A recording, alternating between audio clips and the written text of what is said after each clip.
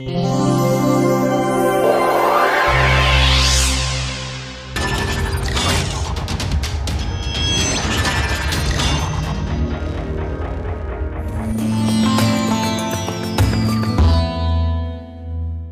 morning. We are going to continue our discussion of linear instability analysis. Towards the end of the last class, we had derived a set of linearized governing equations. So, let us start by looking at the linearized governing equations, and our first job is going to be to define a set of boundary conditions that can go with these linearized governing equations. Okay. So, we will make that our job for today. Okay. We took the complete two dimensional Navier-Stokes equations and Euler's equations, and after scratching out the terms that are going to be order epsilon and epsilon, after scratching out the terms that are order epsilon squared and only keeping the terms that are order epsilon being the order of the perturbation quantity, which are the primed quantities. So, essentially only the part that is linear in the primed quantity. We now have a set of equations that will tell us what the behavior of the primed quantities is in time and space. Now, from these, so this is basically like saying these are the equations that govern the growth or evolution of the disturbance as the evolution grows in time. But as what we want is always go back to our analogy of ball in a cup. Okay, so, if I take the ball and move it slightly to the left from its bottommost equilibrium position, I can write a set of mechanics equations that describe the movement of that ball from this perturbed position. So, that is essentially saying the force imbalance due to the slight perturbation in the position of the ball in that cup is going to result in an acceleration, and if that acceleration happens to point towards the previous equilibrium position, that is a stable equilibrium. That was the that is our essential understanding of stability. These equations 8, 9 and 10 here essentially govern the growth of those perturbations, or really not even the growth, the change of those perturbations in time and space x and y. Now, what we want to do is impose a sinusoidal perturbation on the meniscus itself, on the interface between the two fluids, and we started to say that we are going to make this meniscus have a function of the form cosine 2 pi x over lambda times e power omega t times eta 0. The 2 pi x over lambda essentially tells us the functional form of a wave that we will impose on the free surface, and watch it either grow or decay in time, and the growth or decay is going to be determined by the real part of omega.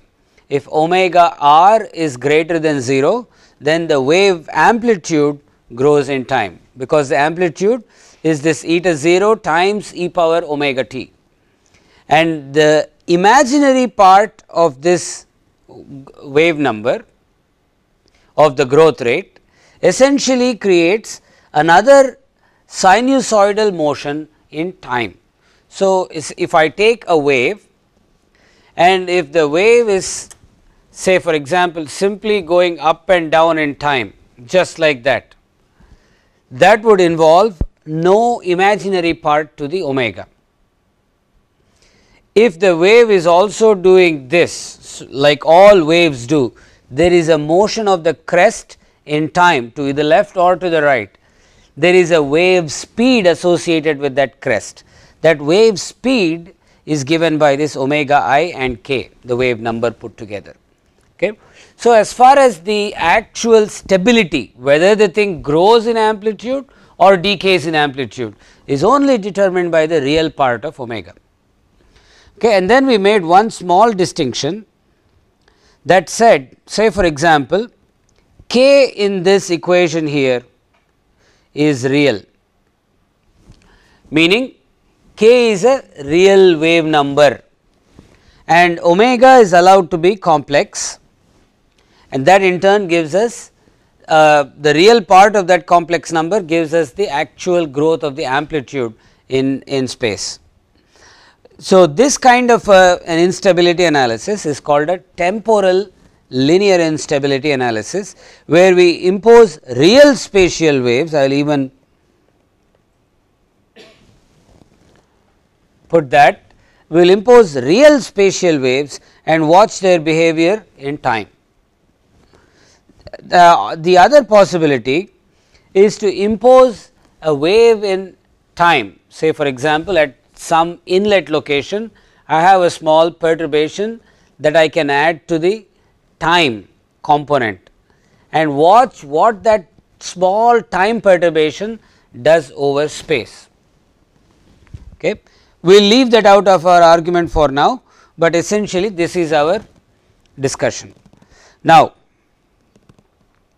we have chosen to impose a disturbance on the meniscus. Remember, just for clarity, I will say y equal to 0 is the unperturbed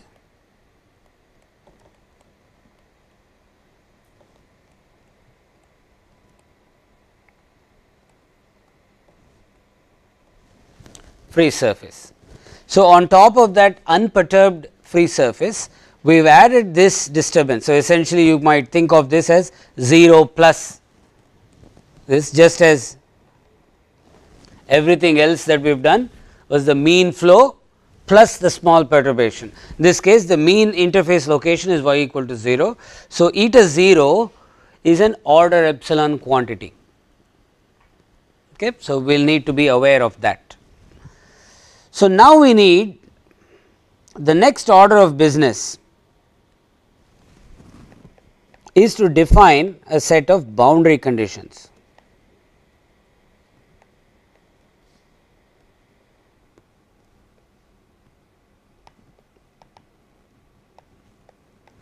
Before that, we will quickly make a list of all the variables that we have: u I prime,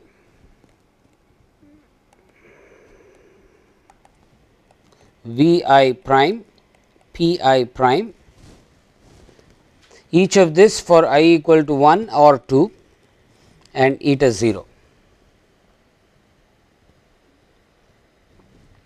Eta 0 is the amplitude of the disturbance.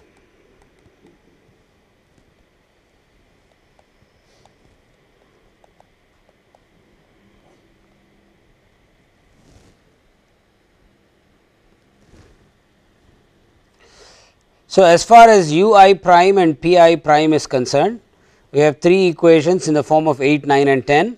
Now, remember these are still subscripted in I, which means each one each of these for I equal to 1 and 2 gives us a total of 6 equations for the 6 variables. The eta 0 is an interface condition, it is not necessarily an unknown quantity, it is what we are imposing, okay, and we just want to watch its growth in time, right, or this is like an initial amplitude of the disturbance. Let us be more specific.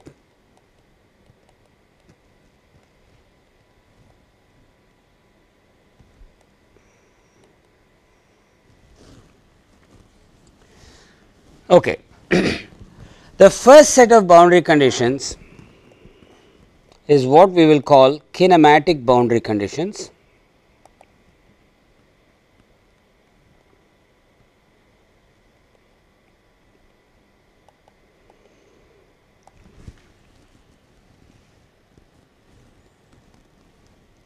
So, let us quickly see what that is. I will redraw our sketch from the earlier page here.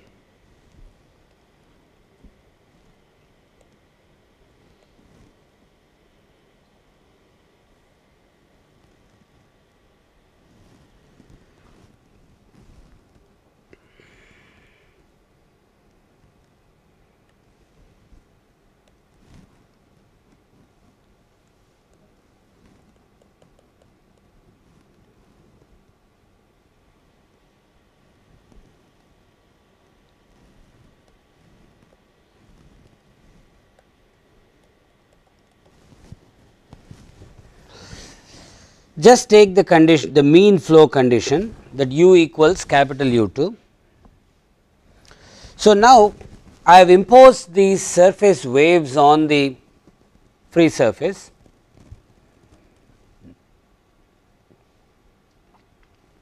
and the liquid, if I take a liquid particle right on that free surface,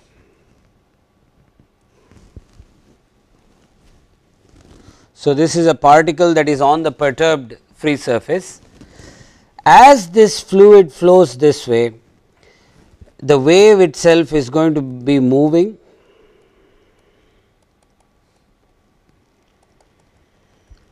with the fluid. Because of that, the fluid has, because a fluid particle, let us say this is the next time position of the same wave, what was here is now here, just because the wave moved. This is the previous time position, this is the next time position. Now, as the wave reaches its crest and comes back down, this particle which is at that free surface is only going to go up and down. Okay. So, the first set of boundary conditions, which are called the kinematic boundary conditions, basically say that the y direction velocity of the particle is given by the rate of change of eta plus u d eta dx.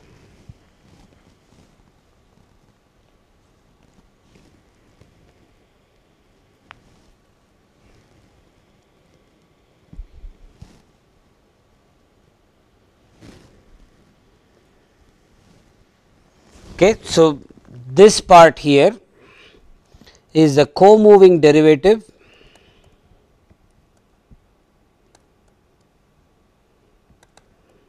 of eta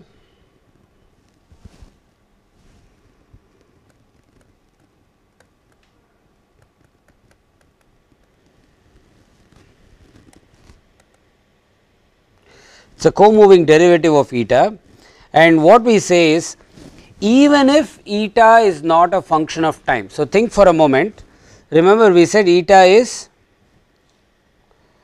this is our eta as a function of this whole thing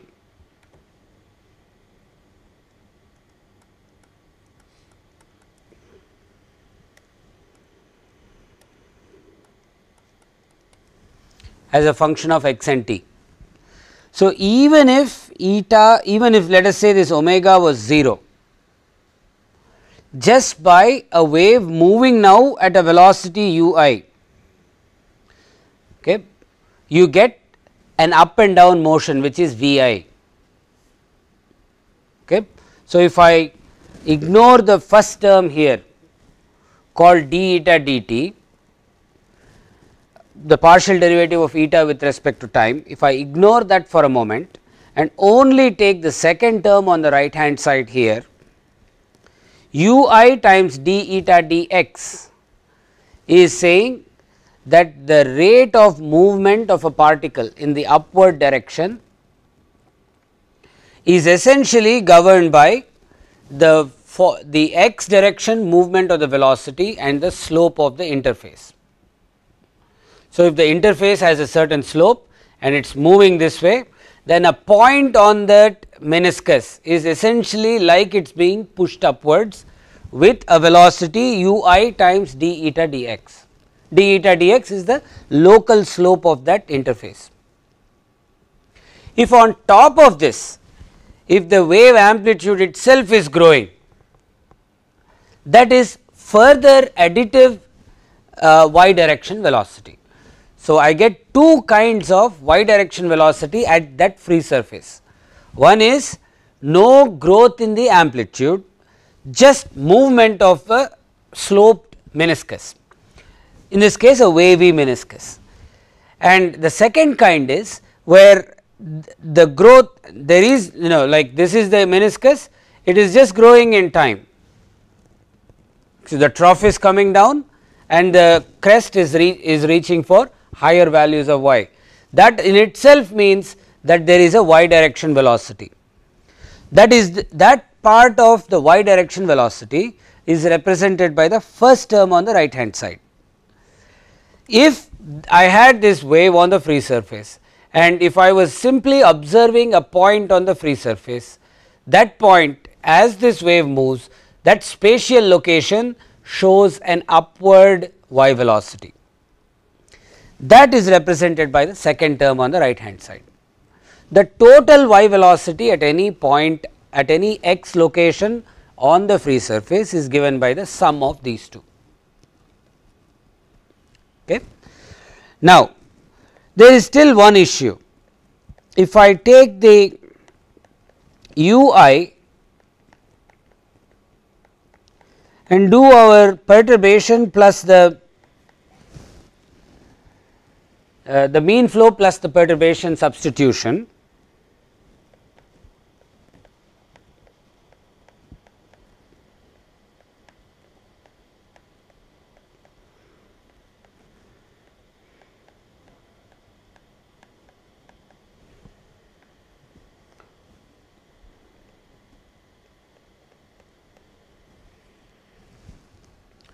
that part there again happens to be order epsilon squared.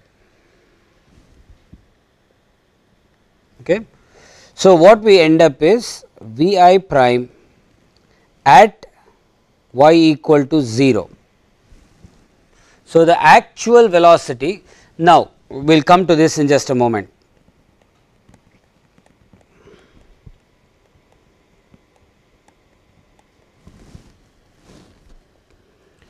Now, remember we are talking of the fluid velocity on the meniscus, right there. This fluid particle used to be there, now it is here and now it is down here. So, at this x location there is a negative y velocity because the slope is negative, okay, with no d eta dt being positive, right. Now, ideally I am evaluating the V I velocity on the meniscus. So, this velocity in this equation is the upward velocity on the free surface.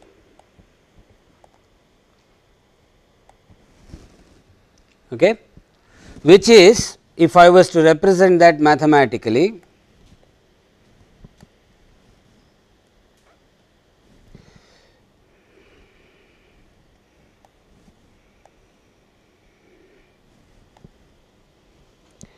V I at y equal to eta.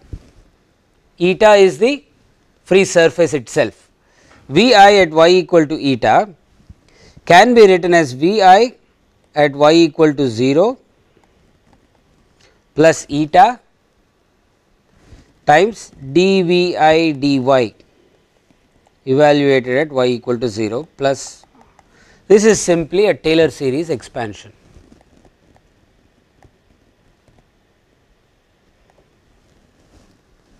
Okay. If you notice again, this part here is order epsilon squared. So, just as we simplified the right hand side of this equation to only have order epsilon terms, if I simplify the left hand side to only have order epsilon terms, then V I at y equal to eta can be replaced by V I at y equal to 0 or V I prime at y equal to 0.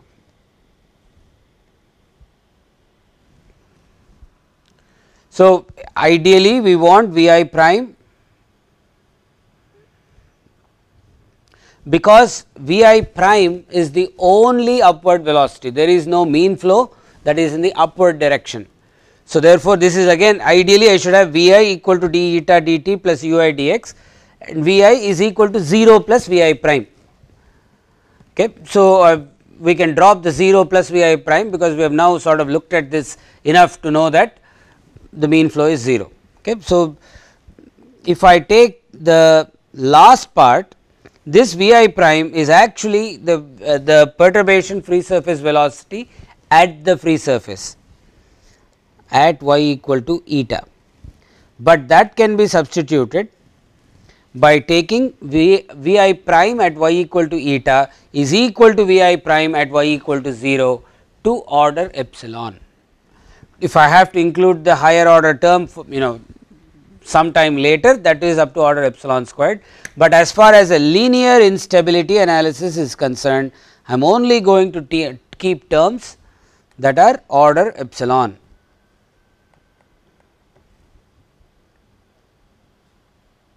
So, we have the governing equations 8, 9, 10 to go with. I have this boundary condition 8, 9, 10 to go with that. I need this boundary condition, let us get to that. I need this free surface condition 11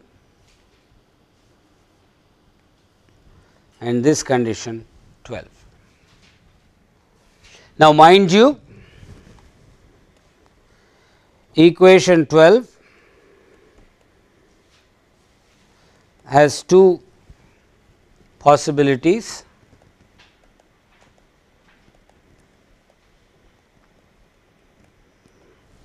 For I equal to 1 and I equal to 2, meaning I have the same meniscus d eta dt, but depending on the fluid I am in, the upward velocity of that fluid is determined by the balance from whichever direction I take that blue particle argument. Okay. So, whether this blue particle was in the I equal to 2 fluid or I equal to 1 fluid makes no difference, as long as the free surface, I am able to imagine the free surface is composed of 2 fluids, one on top of the other, and whichever fluid I look at, it does not matter, this condition has to hold. Okay. Now, the second set of conditions is called a dynamic condition. What do we mean by that? If I go back to this same diagram,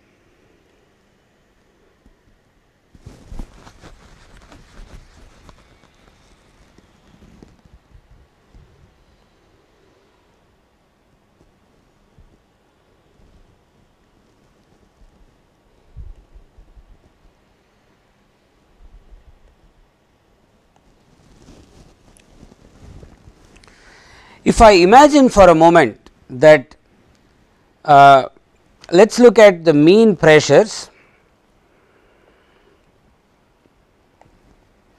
capital P I, or will be specific, capital P 1 is equal to capital P 2 equal to 0 by definition. That is where we left off.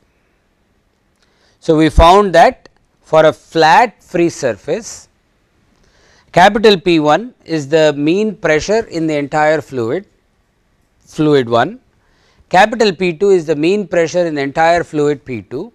This pressure cannot vary with x and y, we found that from the equations, and then once I know they are constants and they are both equal to each other, I have the freedom to set that to any value, we set that equal to 0. So, now that I have a curved interface, the red line here in this figure, the perturbed versions of these pressures do not necessarily have to be equal. So, if I take P I prime or P 1 prime is the pressure on the fluid above, P 2 prime is the pressure in the fluid below, right. That is what already appeared in the governing equations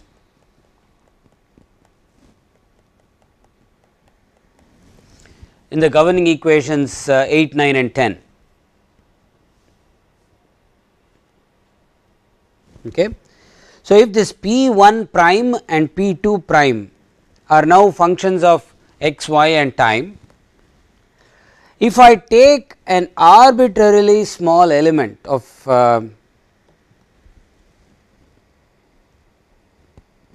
fluid just like that and draw a free body diagram of it. So, I will expand that out.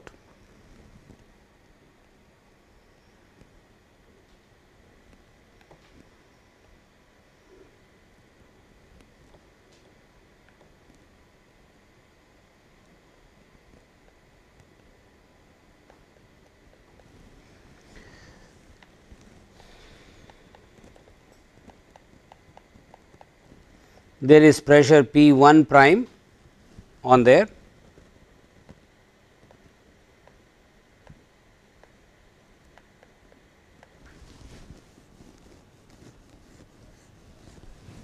P2 prime on the other side,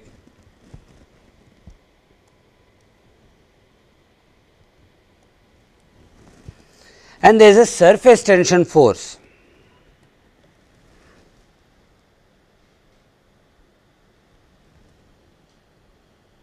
Okay. So, because I cut out a small element of the fluid, the rest of the fluid exerts a force on this small element due to surface tension. Okay. So, if I write a force balance here, we can see that P1 minus P2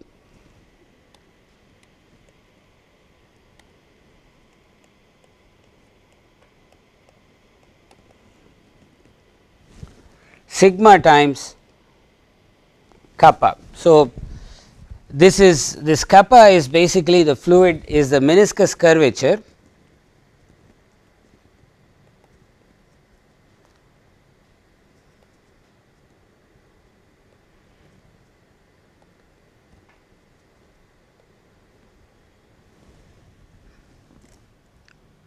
This free surface curvature essentially dictates the difference in the forces between P1 and P2. So, just to understand this, we will go back to just a simple curved free surface. If I have a pressure P1 acting here and a pressure P2 acting on the other side,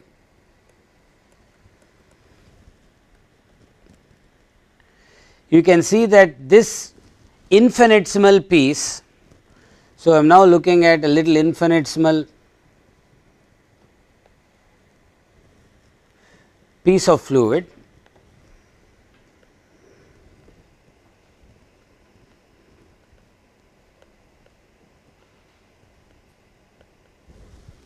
If I take this infinitesimal piece of fluid and let us say it exerts a small angle delta theta, this infinitesimal piece of fluid exerts a net, there is a net force at this point in the magnitude P1 times r delta theta, that is the outward positive minus P2 times r delta theta, which is the inward pressure force. We are assuming the meniscus is 1 unit width in and out of the plane of the chalkboard. This equal to sigma by r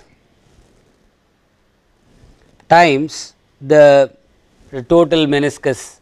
So, essentially sigma over r is equal to sigma, which is a surface tension force itself.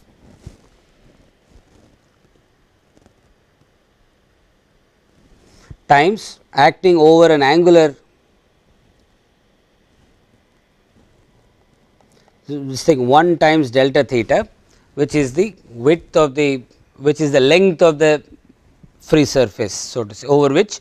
So, essentially this sigma force acts on this end here and this end, that is 1 unit long. Okay. This delta theta comes from the fact that if I take a vector sum of this in this direction and this direction, likewise in this direction and in this direction, the horizontal forces cancel out. The vertical component of this surface tension force is the only force that contributes to the pressure differential, especially as this delta theta becomes smaller and smaller. In the limit of delta theta going to 0, the horizontal components of these surface tension forces become smaller and smaller, and the vertical components are what add up to the pressure differential P 1 minus P 2. So, in this note we can see that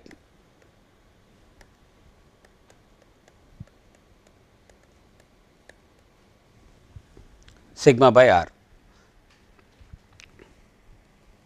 In a more generalized notation, if r is, if I have a circular boundary or a spherical bubble, r is simply the radius of curvature.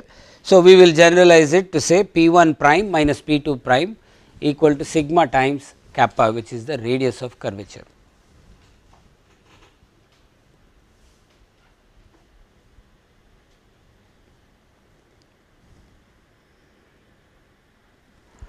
So, this is my force balance conditions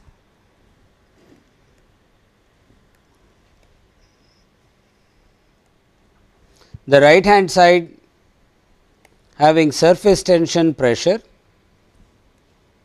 and this is static pressure difference.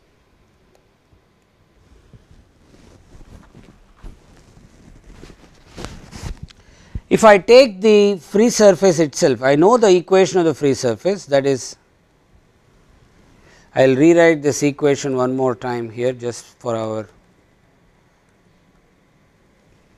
referral. Y equal to eta 0 e power omega t plus I k x. This is the equation of the free surface itself, which means for a given curve, if I know y equal to f of x, curvature kappa is given by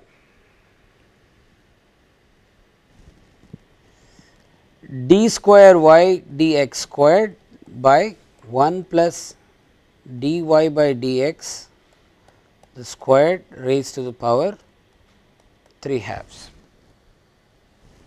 with a negative sign, only to account for the direction of these the curvature. So, this negative sign says wherever your free surface is concave, make the curvature negative, wherever the free surface is convex, concave and convex viewed from fluid 1, let us say. So, wherever the free surface is concave as viewed from fluid 1, fluid 1 is on top, wherever it is concave as viewed from fluid 1, we will call this curvature negative. Wherever it is convex as viewed from fluid 1, we will call it a positive curvature. It is simply a matter of convention. If this negative sign was not there, we will essentially invert this P 1 prime and P 2 prime. Okay. I am going to show you how, I do not ever remember this, I want to show you how you can not remember it either, but get to the correct answer. Okay. So, now given this, if I want to calculate the curvature kappa from this equation, I need these derivatives. So, let me go ahead compute the derivatives. dy dx is I k eta 0 times e power omega t plus I k x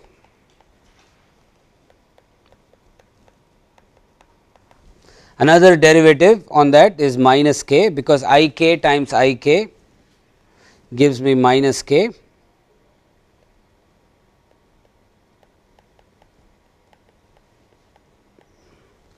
So, if I make these substitutions, kappa then becomes minus k eta 0 e power omega t plus I k x divided by 1 plus I k eta 0 e power omega t plus I k x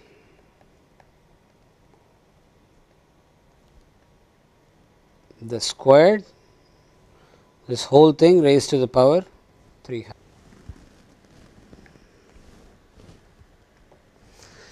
If you look at this term, this is order epsilon squared. So, I can use 1 over 1 plus epsilon squared, I will just make the simplification on this. So, this I can approximate it to 1 minus 3 halves epsilon squared plus higher order terms.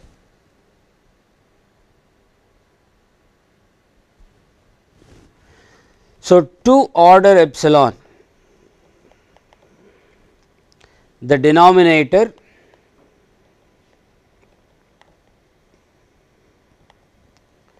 is equal to 1, because the next term after 1 is order epsilon squared. So, I can come here and say 2 order epsilon kappa equals minus k eta 0 e power omega t plus I k x. So, for the given free surface wavy shape, this is the curvature at every point.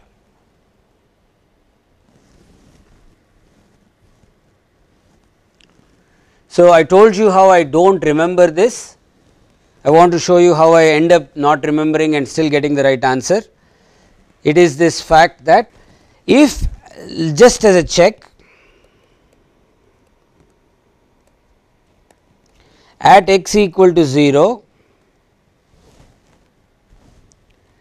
the curvature is minus k eta 0 e power omega t. Okay, so, that is a negative number,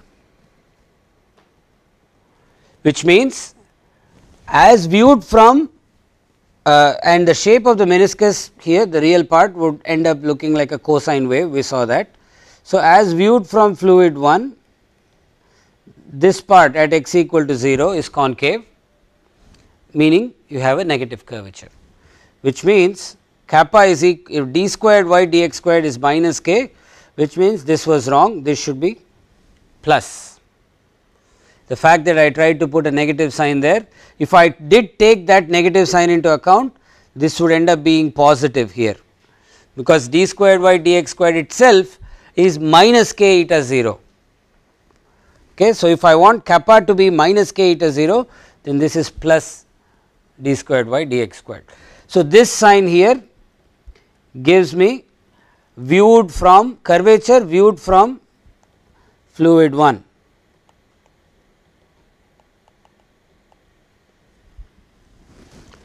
If I want to write the same exact equation for curvature viewed from fluid 2, I would end up making that a negative sign.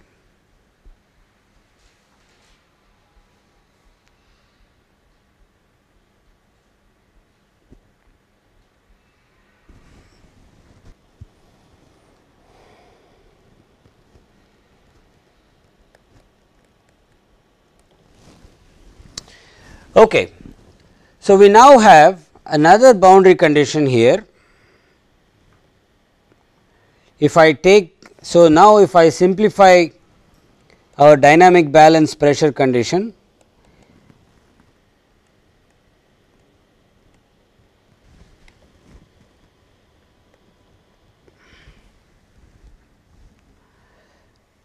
P1 minus P1 prime minus P2 prime is minus sigma k eta 0 times e power omega t plus I k x. Okay. So, just to recap one more time, these are our variables. I have u I prime, v I prime, p I prime for all I equal to 1 and 2, and eta 0 is the initial amplitude. Now, if I impose an initial amplitude that is sinusoidal in the on the interface, then as long as the equations are all linear, the only spatial variation that you can expect in the x direction. So, the interface is sinusoidal in the x direction. the only variation of all other quantities in the problem that you can expect in the x direction will be the same function sinusoidal, will be of the same sinusoidal form. Okay. So, we can make what is called a normal mode assumption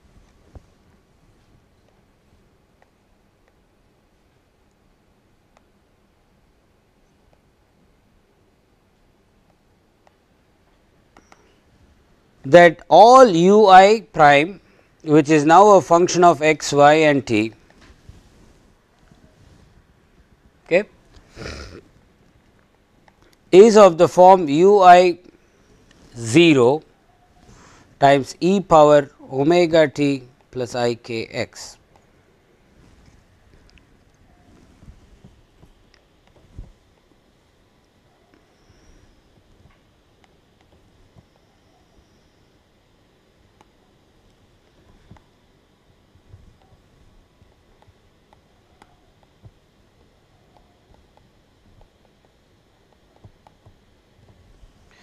Where the pre-multiplicative factor to the exponential u I 0 is purely a function of y,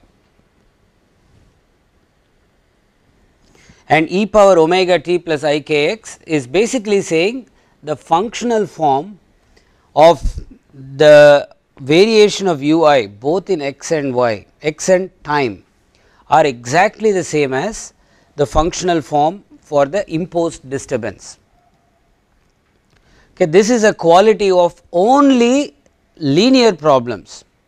So, if I have a linear governing equation, partial or ordinary, the frequency, whether it is in space or time, is not altered in the response. So, I have an imposed disturbance, which is my input disturbance, the output disturbance, let us just call, which is the imposed disturbances manifestation in the other fluid mechanic quantities, is also in exactly the same frequency. Okay. I do not want to go into the details of why this happens, but let us just take that to be the case, but the function does still have a variation in y. Likewise, I can do the same thing with this. This is not V I to the power 0,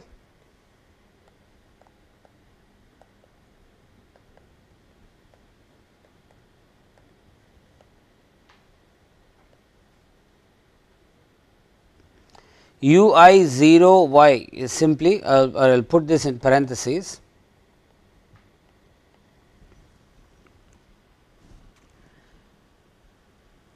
okay,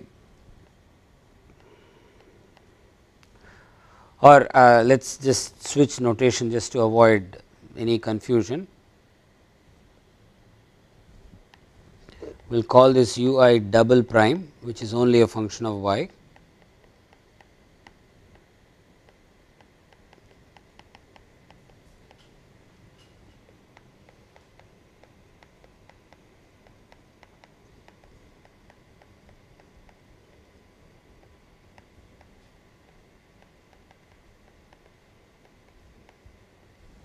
Okay, these are called normal mode assumptions. So, all the modes of the u I, v I and p I are assumed to be of the same, they are of the same mode as the imposed wave. Okay, so, if I now substitute, we will call this 14, 15 and 16.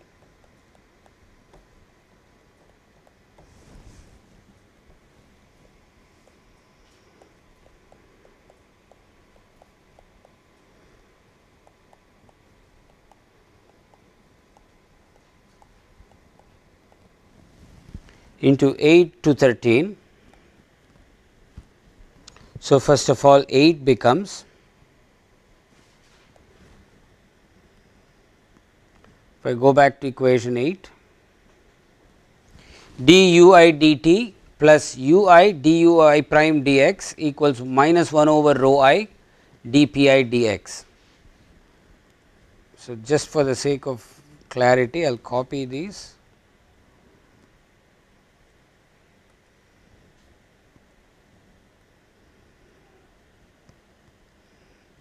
We will paste them on the side here, but then we will delete them.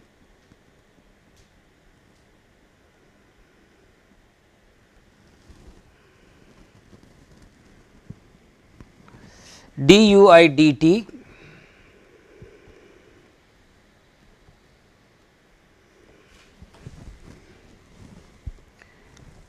dui prime dt is omega times ui double prime times e power omega t plus I k x plus ui dui prime dx is ui times I k times ui double prime times e power omega t plus I k x. This equals minus 1 over rho I d p I dx, which is I k p I double prime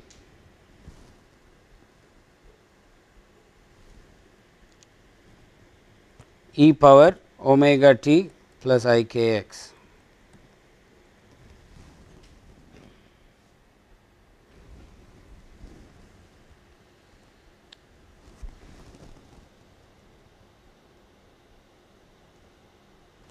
Okay, what I want you to notice is that what used to be a partial differential equation is now become an algebraic relationship between ui double prime and pi double prime.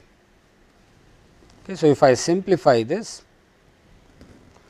I get omega plus I k ui double prime equals minus I k over rho I p I double prime.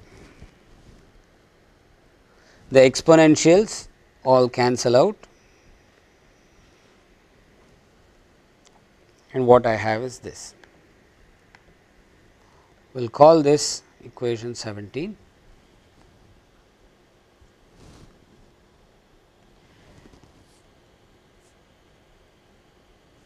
If I continue on and write down the equations for the other two without going into this same level of mathematics,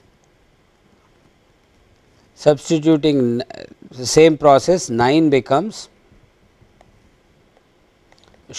omega plus I k u I v I double prime minus 1 over rho I d p I double prime d y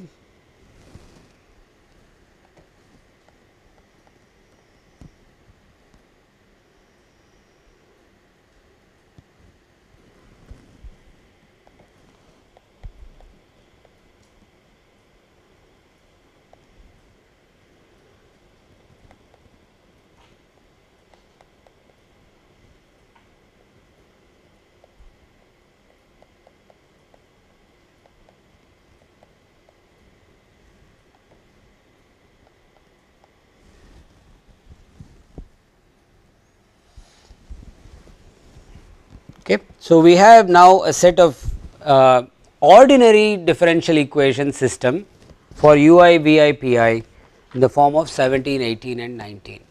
Look at these are ordinary differential equations, because I only have pi, the double prime quantities are only functions of y.